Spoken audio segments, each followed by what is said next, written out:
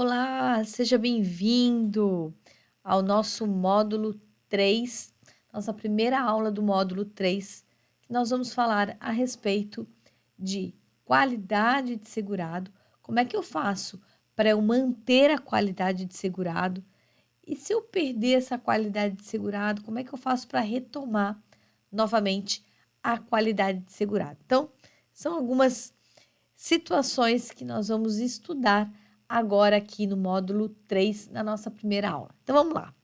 Primeira coisa que a gente precisa entender, afinal de contas, o que significa ter qualidade de segurado.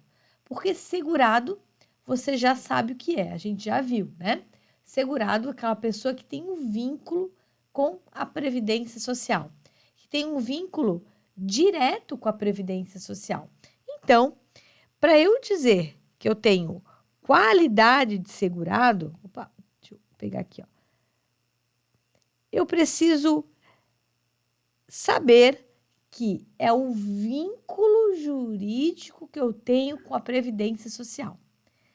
Se o segurado é aquela pessoa que tem um vínculo com a Previdência, ter qualidade de segurado é ter este vínculo jurídico.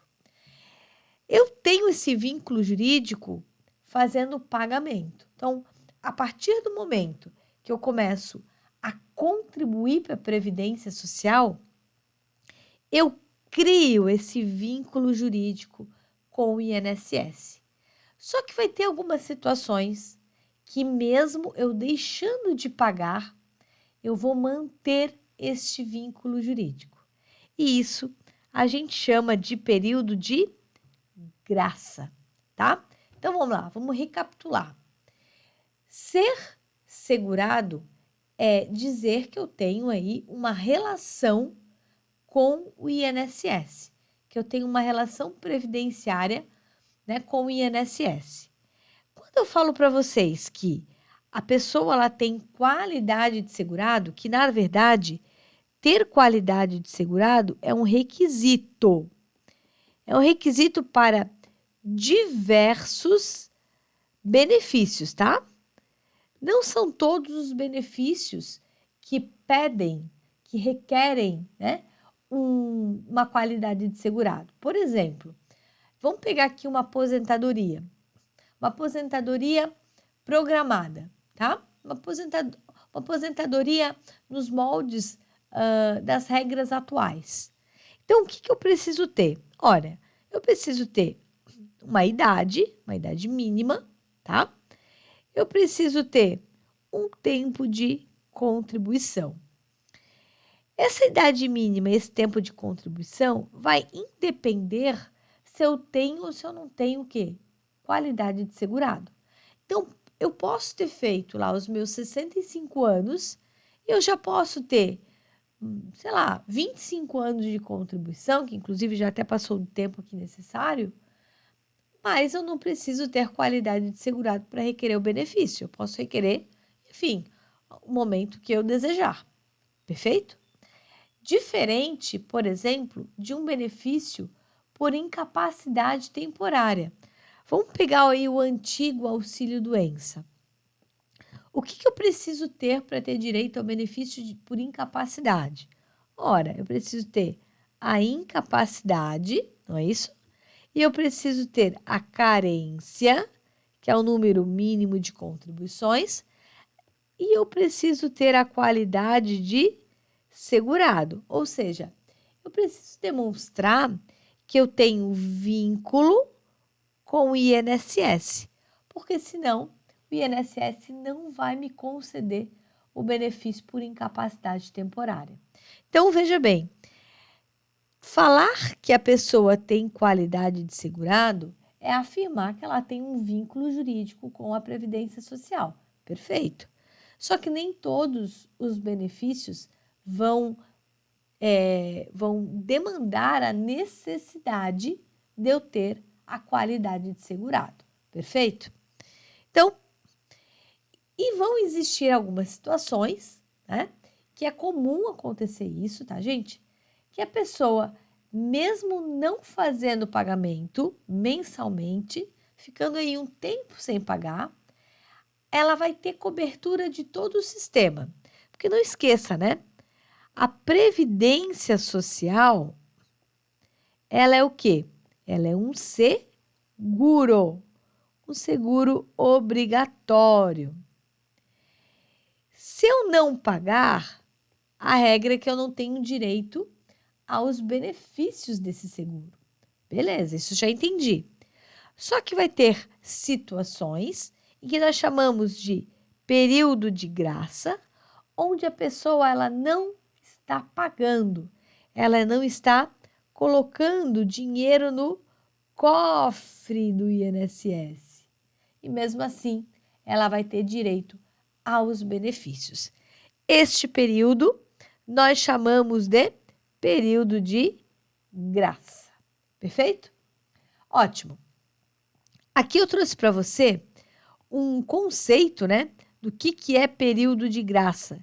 São situações onde o trabalhador permanecerá protegido, ora por tempo indeterminado, ora por prazo determinado, dependendo da situação, mesmo que fique sem contribuir, tá? Mesmo que fique sem pagar, certo? É muito importante que você entenda essa diferença entre as situações onde eu preciso pagar, as situações onde eu não vou precisar pagar e quanto tempo aí eu tenho de período de graça. Isso a gente já vai estudar. Mas antes eu preciso te contar uma coisa. Olha só. Quando eu falo que a pessoa ela tem qualidade de segurado e qual é o momento, né, que ela adquire essa qualidade de segurado? Aqui a gente precisa diferenciar dois institutos, ok? Primeiro deles, o instituto que nós chamamos de inscrição no INSS. E o outro é a filiação. Beleza? Então vamos entender o que é ser inscrito no INSS e o que é ser filiado no INSS, para que a gente possa compreender mais facilmente a questão de ter qualidade de segurado e a partir de que momento que eu vou adquirir essa qualidade de segurado, tá? Então, rapidamente aqui, ó, o que é inscrição no INSS? Será que se eu for inscrito no INSS, quer dizer que eu já tenho qualidade de segurado? Não, tá, gente? O ato de inscrição é o ato mesmo de eu fornecer os meus dados para a Previdência Social. É o ato de eu dar ao INSS, fornecer à Previdência Social os meus dados cadastrais. Então, por exemplo, no momento que a pessoa começa a trabalhar com carteira assinada, ela nunca trabalhou, tá? Vamos partir do pressuposto que ela nunca trabalhou de carteira assinada. Ela foi lá e fez a carteira dela. A partir do momento que ela faz a CTPS, a Carteira de Trabalho e Previdência Social, os dados ali fornecidos vão para a Previdência. Por quê? Porque o nome, né, já diz, é Carteira de Trabalho e Previdência Social. Então, no momento que eu faço a minha carteira de trabalho, automaticamente os meus dados já estão sendo inscritos no sistema. O fato de eu só fazer a carteira de trabalho por si só já me gera direitos previdenciários? Não. O fato de eu ter a minha carteira de trabalho e fazê-la, né, pela primeira vez, isso não me dá direito a nenhum benefício. Por quê? Porque eu tenho que contribuir. O fato de eu fazer a minha carteira de trabalho por si só não me vincula ainda ao sistema no sentido de ter direito a ser segurado, tá? Então, eu preciso entender a primeira coisa é isso. Deixa eu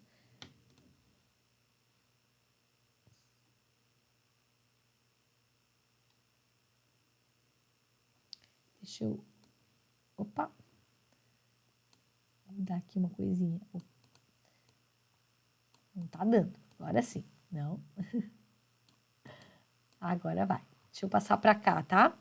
Porque senão vai esconder ali essas informações aqui, ó. Muito bem. Se eu for um segurado, se eu for uma pessoa, né, que quero lá fazer minha inscrição no INSS, tá? Vamos pegar aqui um contribuinte individual.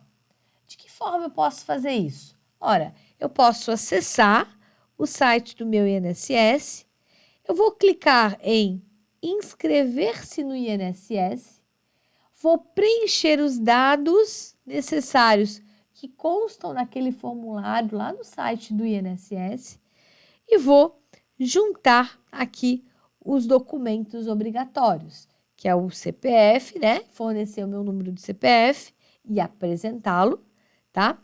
E o número do meu documento de identificação. Isso eu estou falando, por exemplo, do contribuinte individual, ou mesmo de um contribuinte facultativo, por exemplo. Agora, se eu for empregado, é diferente, né? Porque eu já tenho ali a minha carteira de trabalho. O ato de eu fazer a minha carteira de trabalho, eu já automaticamente vou estar fornecendo essa documentação à Previdência Social, beleza?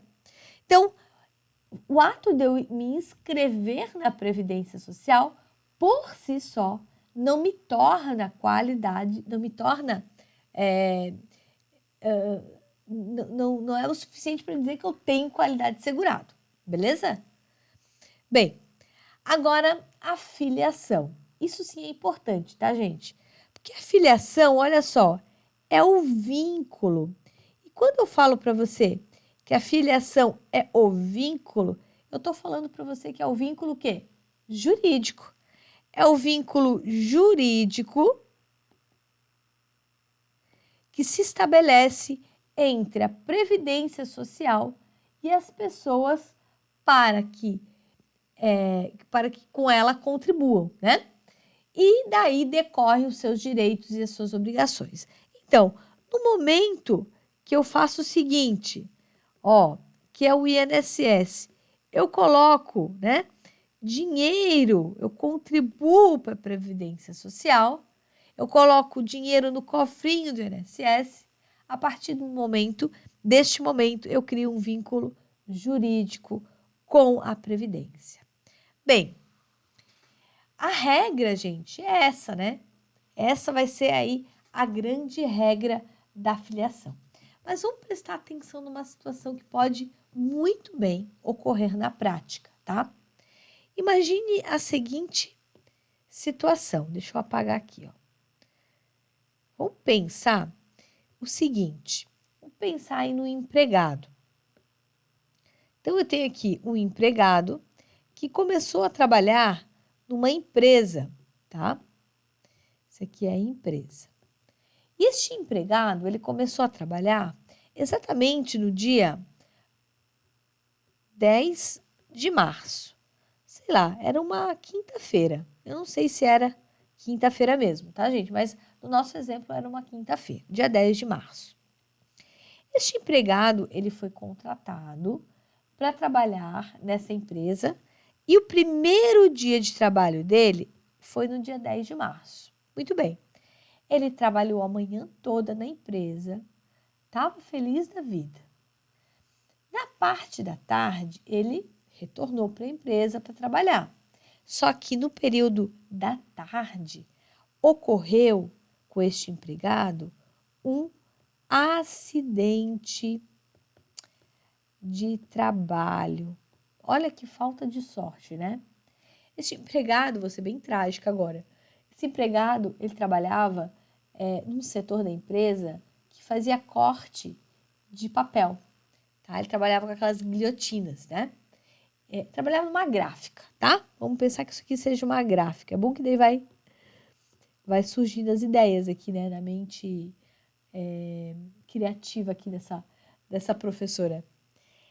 Lá nessa gráfica, então, ele trabalhava na parte de guilhotina de papel, no corte de papel. E quando ele foi fazer lá o corte, ele acabou, né, cortando os dedos, né? Fato é que ele passou lá a guilhotina e acabou cortando o dedo.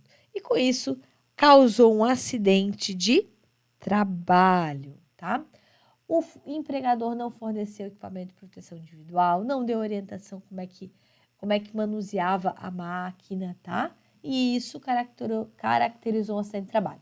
Se foi um acidente aí com culpa concorrente ou não, isso vai ser averiguado depois, mas fato é que ocorreu esse acidente de trabalho. Este empregado, que estava praticamente há menos de um dia nessa empresa trabalhando, seu primeiro emprego, foi levado ao hospital imediatamente, né? Para fazer cirurgia, enfim. Como a situação é de um acidente de trabalho e ele está incapacitado para retornar ao trabalho, ele recebeu um atestado do médico, né, de, 90 dias, tá? E ele foi encaminhado daí para a perícia do INSS. Eu pergunto para vocês o seguinte: o fato deste empregado estar há menos de um dia lá na empresa, não deu tempo nem do empregador fazer o pagamento da GPS, né? Não deu nem tempo do empregador pagar a contribuição previdenciária. Imagina, fazia um dia, não fazia nem 24 horas que ele estava trabalhando na empresa. Em razão disso, será que este empregado, que é seu primeiro emprego, tá? Ele vai ter direito ao benefício por incapacidade temporária em razão do acidente de trabalho? Sim ou não? Será que ele tem direito? Aí eu vou ser um pouquinho mais específica com vocês. Será que ele tem qualidade de segurado? Então, vamos colocar o nome neste empregado. Vamos pegar aqui João. Será que o João ele tem qualidade de segurado? A resposta é a seguinte: sim ou não? Sim. João tem qualidade de segurado. Mas, prof, ele mal começou a trabalhar. O seu empregador nem efetuou o pagamento da GPS. Pois é, mas ele está exercendo atividade remunerada. E no caso do empregado, em razão da atividade remunerada qual ele está desempenhando, ele tem sim qualidade de segurado. Ótimo. Ele tem vínculo jurídico com a Previdência Social.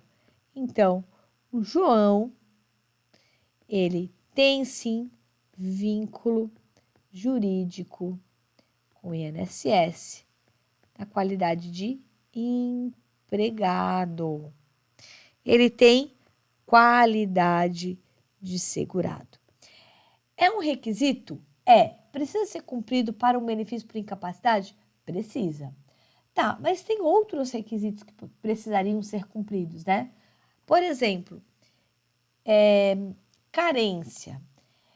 A carência a gente vai estudar na próxima aula, tá? Desse módulo 3. Mas eu já vou adiantar para vocês o seguinte: como é um acidente de trabalho, gente, o benefício dispensa o cumprimento de carência, tá? Se fosse uma outra situação, aí sim eu ia ter que falar da exigência aí de uma carência mínima.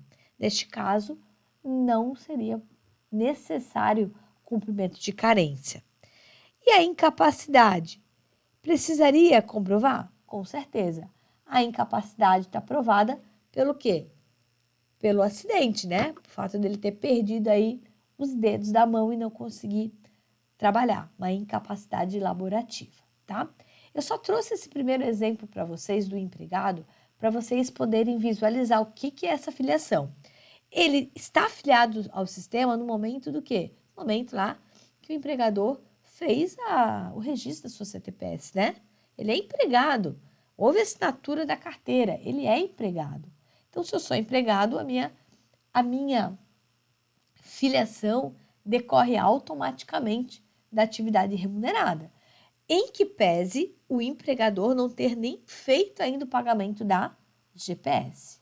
Seria diferente essa situação se a gente não estivesse falando do empregado, a gente estivesse falando, por exemplo, de um avulso ou de um contribuinte individual que a gente vai ver em seguida, beleza? Bem, Aqui eu trouxe para vocês dois grupos, né? Dos segurados obrigatórios e dos segurados facultativos.